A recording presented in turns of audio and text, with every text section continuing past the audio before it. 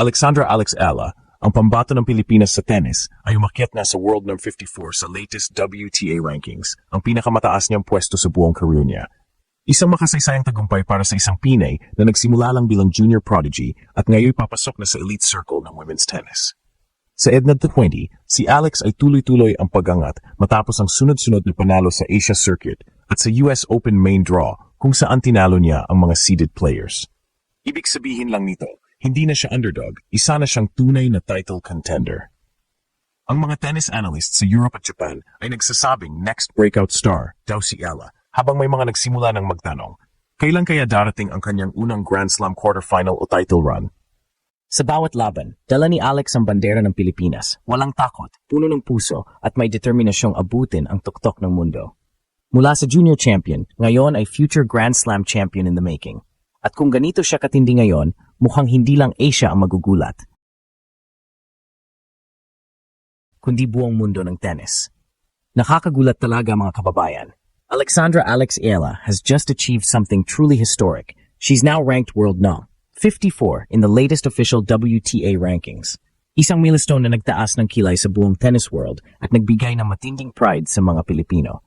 Sa murang edad na 20, si Ala ay unti-unting nagiging isa sa mga pinakamainit na pangalan sa women's tennis at maraming eksperto na ang nagsasabing hindi malayong maging Grand Slam champion siya balang araw.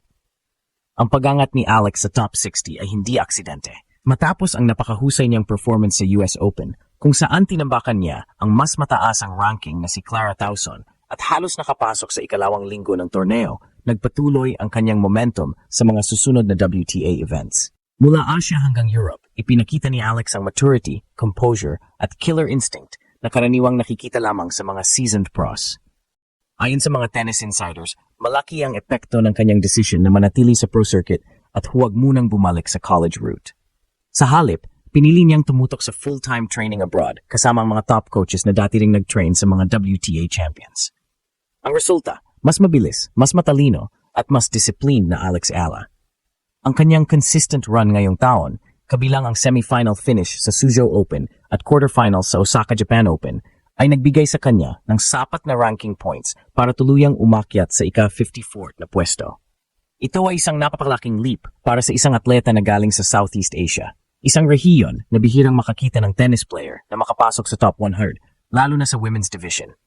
Ngunit higit pa sa numero, ang mas nakakabilib ay ang paraan ng pagkapanalo ni Alex. Hindi siya natitinag kahit kaharap ang mas malalakas o mas matatangkad na kalaban.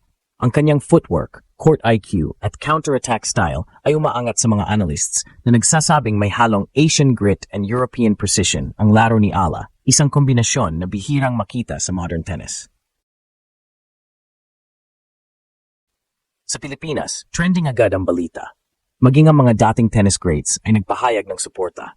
Ayon kay former Philippine Davis Cup player Treat Huey, Alex is doing something we've all dreamed of, putting the Philippines on the global tennis map. Samantala, maraming fans ang nagkomento sa social media. Kung ganito siya kasipag at kagaling sa 20, imagine where she'll be at 23 or 25. Ngayon, sa kanyang bagong ranking, pasok na si Alex sa direct entries ng mga major tournaments tulad ng Australian Open 2026.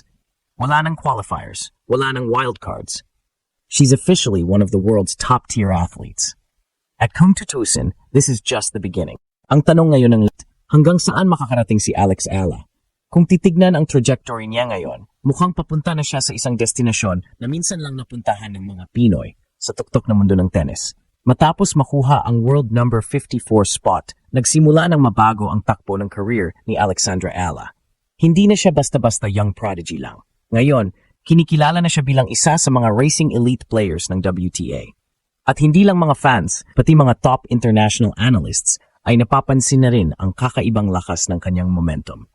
Sa mga bagong tournament invitations, pangalan ni Alex ang unang binabanggit ng mga organizer. Sa darating na WTA 500 events sa Tokyo at Singapore, may posibilidad siyang makaharap ang mga big names gaya ni Coco Gauff, Ons Jabeur o Naomi Osaka. Para sa marami, isa itong ultimate test. Pero para kay Alex, ito ay isa namang pagkakataon para ipakita na ang isang Pinay ay pwedeng makipagsabayan sa mga pinakamagagaling sa mundo. Ang sikreto sa kanyang mabilis na pag-angat. Disiplina at maturity. Sa mga panayam ng international media, madalas banggitin ni Ala na ang pinakamahalagang natutunan niya mula sa Pro Tour ay ang mental toughness. Sa tennis, raw, hindi sapat ang lakas ng katawan, kailangan ding kontrolado ang emosyon at tiwala sa sarili. At ito ang isa sa mga aspeto kung saan siya namumukod tangi. Kahit sa tensyon ng third set, nananatiling kalmado si Alex, nakangiti pa minsan, pero alam mong kumukulo ang determinasyon sa loob. May malaking epekto rin ang suporta ng kanyang pamilya at mga Pilipinong fans. Mula sa social media hanggang sa mga international tournaments, ramdam ni Alex ang pagmamahal ng kanyang bansa. Sa bawat laban, may mga bandilang Pilipinas na makikita sa crowd at ito raw ang nagbibigay sa kanya ng dagdag inspirasyon. Every match, I feel like I'm not alone, sabi ni Alex sa isang interview sa Japan. I carry the flag with me. Ngayon, may mga tennis insiders na nagsasabing posibleng maabot ni Ella ang top 30 bago matapos ang 2025, lalo na kung magpapatuloy ang kanyang form. Ang kanyang ranking points ay stable at kung makapasok siya sa round of 16 o quarterfinals sa susunod na WTA events, maaari siyang umangat pa ng 10 hanggang 15 pwesto. Pero kahit umaangat ang karera, nananatiling grounded si Alex. Sa kabila ng global fame, madalas pa rin siyang makita sa practice courts tuwing umaga. Walang special treatment, walang entourage, puro trabaho lang. Ang ganitong mindset ang nagpapakita kung bakit marami ang naniniwala na future Grand Slam champion talaga siya. At habang dumarami ang mga kabataang Pilipino na sumusubaybay sa kanya, unti-unti na rin niyang binabago ang imahe ng Pinay athlete sa mundo. Hindi na lang siya the girl from the Philippines. Ngayon, siya na si Alexandra Ayala, ang babaeng ginagalang ng buong WTA. Sa bawat serve, sa bawat forehand winner, parang sinasabi niya sa mundo, "This is who I am. I'm not just competing, I'm here to win." At kung ipagpapatuloy niya ito, baka hindi na lang top 50 ang pag-uusapan natin. Baka Grand Slam champion na talaga sa susunod na taon. Ngayon, habang papasok si Alexandra Ayala sa panibagong yugto ng kanyang career, ramdam ng buong tennis world na hindi ito isang pansamantalang pagsikat. Ito ay simula ng isang new era para sa Asian tennis. Mula sa pagiging teen prodigy hanggang sa pag-akyat sa World No. 54, bitbit niya ang pangalan ng Pilipinas sa bawat international court. Hindi may kakailan na siya na ang pinakamataas na ranked Filipina player sa kasaysayan at ang paraan ng kanyang paglalaro, composed, fearless at world-class, ay nagbibigay inspirasyon sa libo-libong batang atleta sa bansa. Sa social media, trending siya araw-araw. Sa WTA, isa siyang legit contender. At sa puso ng mga Pinoy, isa siyang simbolo ng pag-asa. Ang tanong na lang ngayon, hanggang saan naabot ang Pinay phenom na ito? Kung patuloy ang kanyang form at mindset, hindi malabong sa susunod na taon ay makita natin siyang nakatayo sa gitna ng Grand Slam stage, may hawak na tropeo at may bandilang Pilipino sa likod niya. Alexandra Ayala, hindi lang rising star, kundi future legend in the making. At sa bawat tagumpay niya, isang bansa ang sabay na bumabangon kasama niya.